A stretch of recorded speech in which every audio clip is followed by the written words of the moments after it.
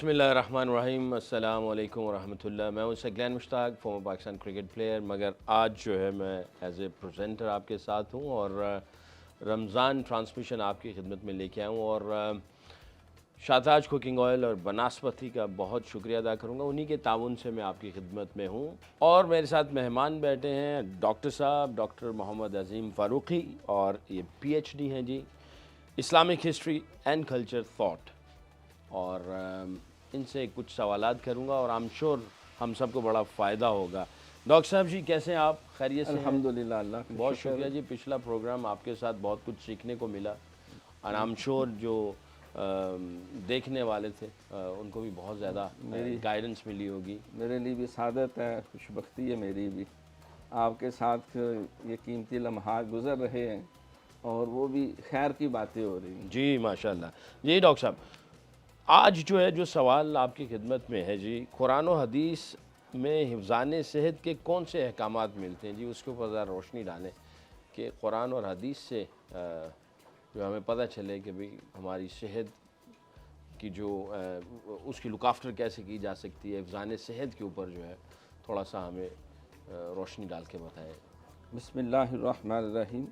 बड़ा बुनियादी सवाल है और बिलखसूस माह रमज़ान मुबारक की मुनासबत से, क्योंकि अमूमन देखने में आया है कि हर मोमिन का दिल गुदाज होता है, अल्लाह ताला की तरफ बहुत माइल होता है, नेकियों के अजर भी बढ़ जाते हैं, शयातीन भी पाया जंजीर है और जन्नत के दरवाज़े भी खुले हुए हैं और बाद बहारी जन्नत में चल रही है और हर तरफ से खैर की आवाज़, कदम बढ़ा ए बख्शिश मांगने वाले, कदम बढ़ा ए अल्लाह से रिज़्क़ मांगने वाले, कदम बढ़ा ए अल्लाह से शफा तलब करने वाले, आज मांग लो जो कुछ मांगना चाहते हो।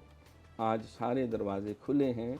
बाकी तो साल के दिनों में एक ख़ास घड़ी होती है जब आवाज़ आती है कि पिछली राती रहमत रब दी करे बुलंद आवाज़ा, बख्शिश मंगन वाले कारण खुला है दरवाज़ा। अतार हो, राज़ी हो, रूमी हो कि गज़ाली हो, कुछ हाथ नहीं आता ब्या सहर गाही। वो पिछले रात का पहर होता है, लेकिन रमज़ान का सरकार ने फरमाया हर लम्हा ही कबूलियत का है। तो हिफ़्ज़ान सेहत ये इंसान की एक बुनियादी ज़रूरत है।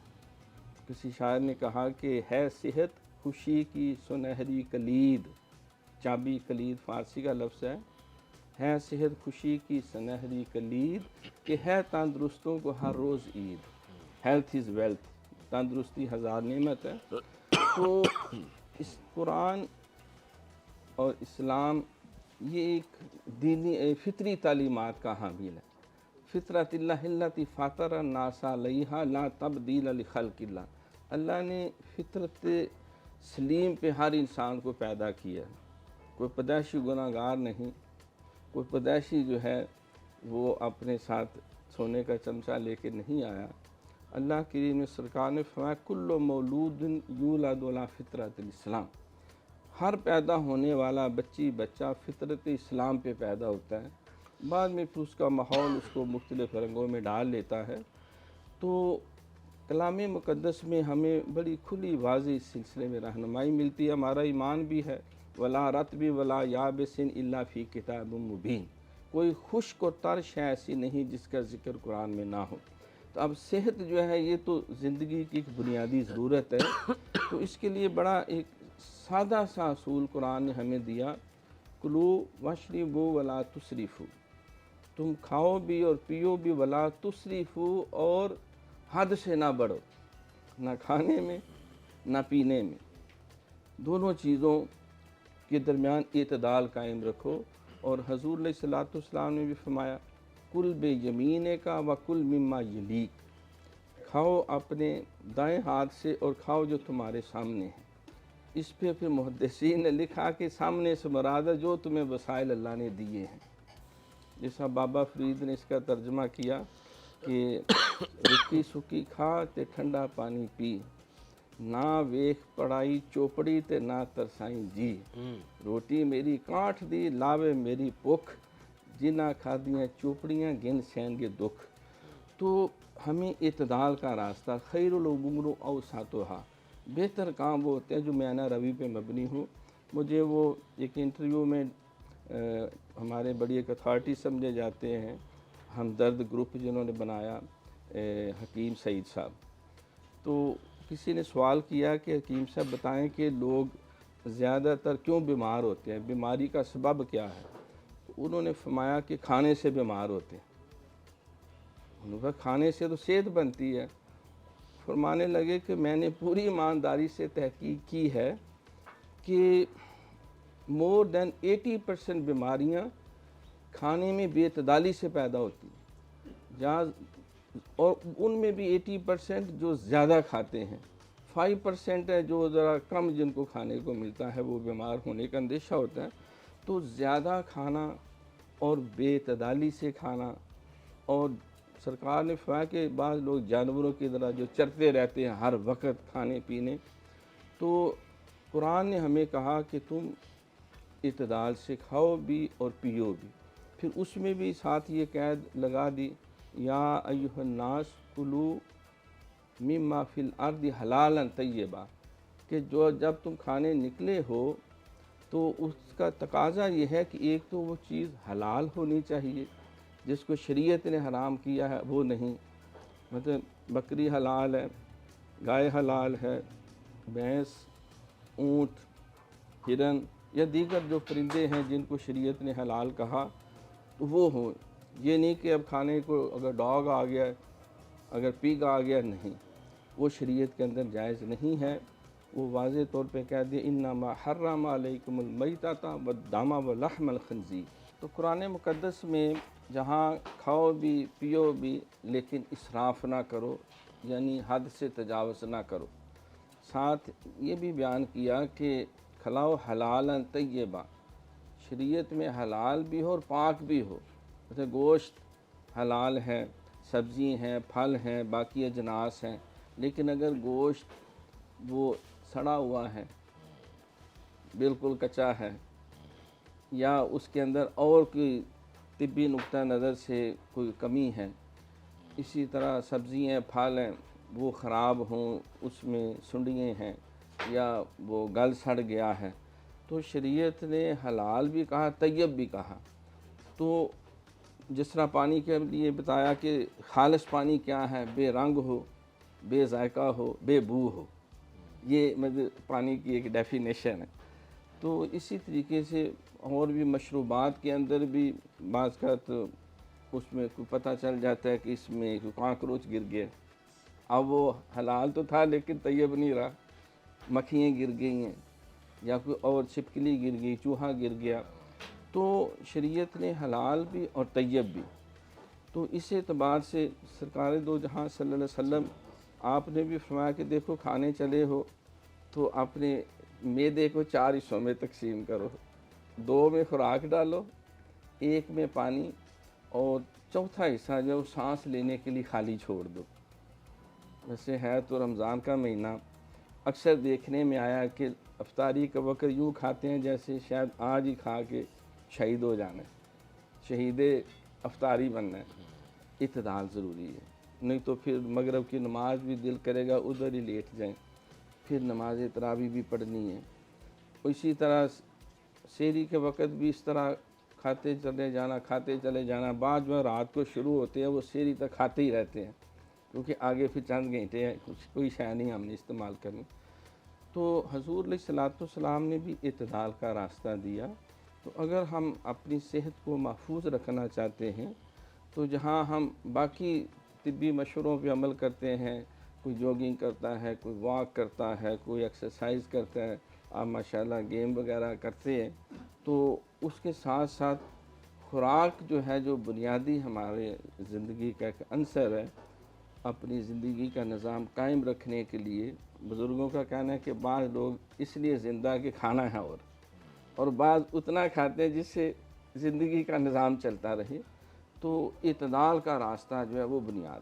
تو اس قرآن و حدیث کے اندر جو ہے وہ افسانِ صحت کے لیے جو ہمیں اصول و ضابطے دیے گئے وہ یہی ہے کہ کھائیں بھی پئیں بھی اعتدال کے ساتھ، سحری افطاری میں بھی اعتدال ہو، اور بعض کا تو ایسا بھی ہوتا ہے کہ بے تحاشا وہ اتنے پورے دسترخوان بھرے ہوتے ہیں، اور ہم سائیگی میں یہ بھی ہوتا ہے وہ بیچاروں کے پاس شاید صحیح طرح کھجوریں بھی میسر نہیں ہوتی، تو یہ مواسات کا مہینہ کہا گیا، ہمدردیاں بانٹنے کا، تو ہم اس کا بھی خیال رکھیں کہ ہمارے اڑوس پڑوس میں ہمارے قریب کوئی اگر غریبوں کی بستیاں ہیں تو ان کو بھی اپنے اس کھانے پینے اور خوشیوں میں بھی شامل کیا جائے۔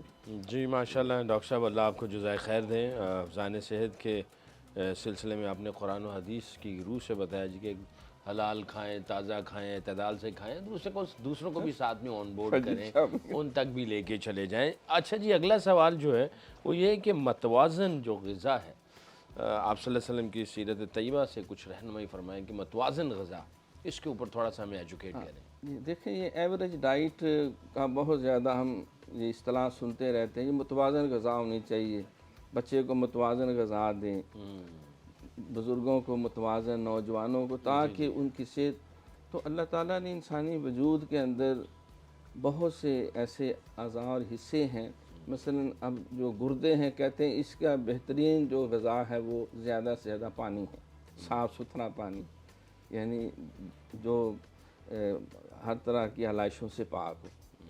تو اسی طرح اسلام کیونکہ کہ دین فطرت ہے، نبی علیہ السلام نے فطرت کے مطابق خود بھی غذا استعمال کی اور اپنے صحابہ کو اور امت کو بھی سکھایا۔ اب اس میں جسم کے اندر لحمیات کی بھی ضرورت ہے۔ بعض نعرہ مارتے ہیں جب ویجیٹیرین کہ اس سے جسم زیادہ موٹا نہیں ہوتا تو ہم گوشت نہیں استعمال کریں گے۔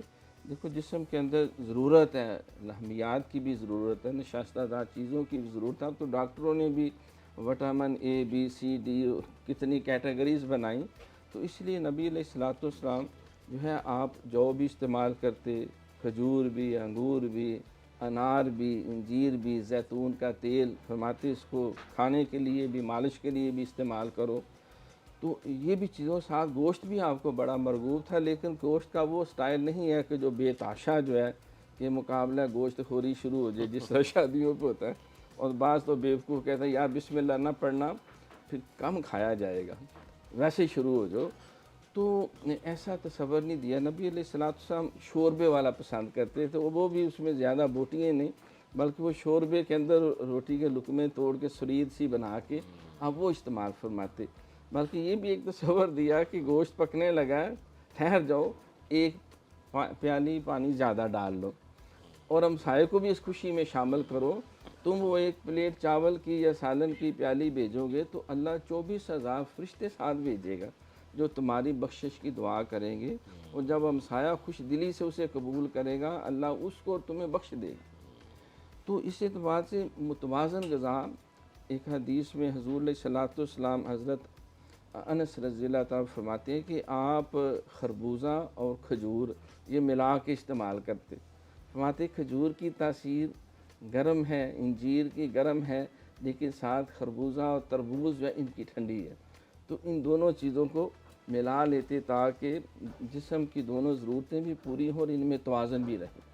تو اسی طرح ہمیں بھی روٹی بھی ہے، گندم کی بھی ہے، چاول ہے، باجرہ ہے، مکئی ہے، جو چیزیں ہیں، اسی طرح جو دالیں ہیں، مختلف متفرق دالیں ہیں۔ بعض کہتے ہیں ہمارے بچے تو وہ ٹینڈے نہیں کھاتے، ایویں ان کو ایک بری عادت ڈال دی، بھئی مجھے تو معاذ اللہ یہ کدو شریف، حالانکہ تو سرکار کی پسندیدہ غذا ہے۔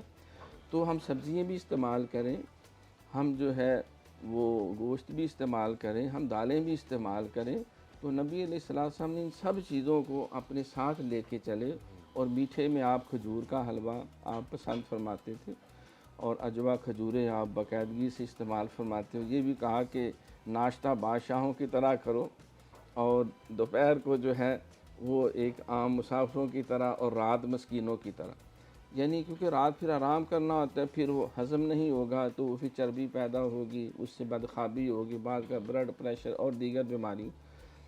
ناشتہ اس لیے کہ ورکنگ کرنی ہے، بھاگ دوڑ کرنی ہے کچھ گھنٹے کے لیے، اور دوپہر کو اعتدال کے ساتھ جو ہے حسب ضرورت، اور رات کو معمولی جو ہے۔ تو آپ نے ہمیں متوازن زندگی کا بھی تصور دیا کہ رات کو جلدی سو جاؤ، صبح جلدی اٹھو، اور اپنی خوراک کو بھی متوازن رکھو۔ تو ماہ رمضان میں کیونکہ ماحول ایک ایسا ہوتا ہے کہ زیادہ سے زیادہ تلی ہوئی چیزیں، زیادہ سے زیادہ مرغن غذائیں، تو اس میں بھی گوشت شوربے کے ساتھ ہمارے پرانے ابتدائی دور جو ہے زندگی کا اس میں ایسے ہی ہوتا تھا، لیکن اب سمجھا جاتا ہے کہ جتنا بغیر پانی کے ہوگا تو شاید اتنا ہم زیادہ امیر اور ارسٹوکریٹ جو ہے وہ ظاہر ہوں گے۔ ہمیں معیار جو ہے وہ قرآن و سنت کو بنانا چاہیے۔